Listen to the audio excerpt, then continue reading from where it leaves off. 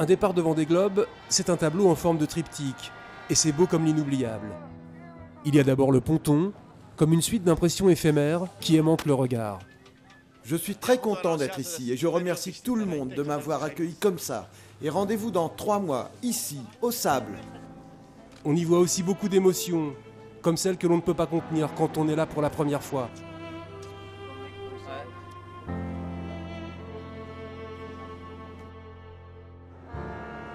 Je pense que c'est le plus beau jour de ma vie, il n'y a pas de mots pour expliquer ça. C'est un rêve, c'est un défi qu'on s'est lancé et c'est une énorme fierté d'être là aujourd'hui et de voir tout ce monde sur le ponton et je suis vraiment très très honoré d'être là.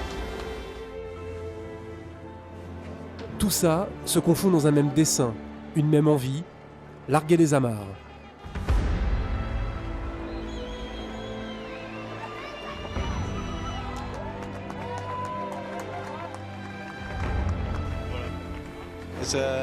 C'est un moment spécial, un jour très spécial. Il me tarde d'entrer dans ce chenal, c'est une expérience unique. Ensuite, il y a le chenal, couloir de la délivrance pour ceux qui partent et qui s'abreuvent de la ferveur de ceux qui restent, pour lesquels il n'y a qu'un seul embarquement possible, l'imaginaire. L'émotion de la remontée du chenal, c'est un rêve d'enfant pour moi, ce Vendée, donc ça va être fort, c'est déjà fort.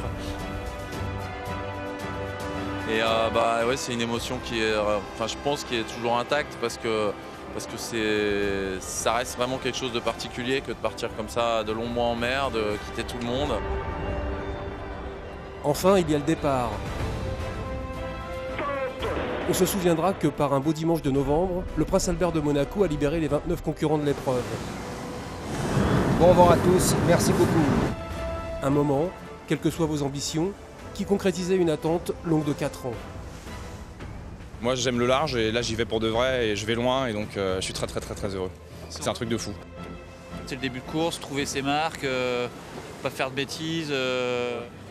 Voilà, celui qui arrive à faire tout ça, c'est sûr que mercredi, jeudi, il pourra être content de lui. Une course folle, partie des Sables d'Olonne, là où tout commence et là où tout doit finir.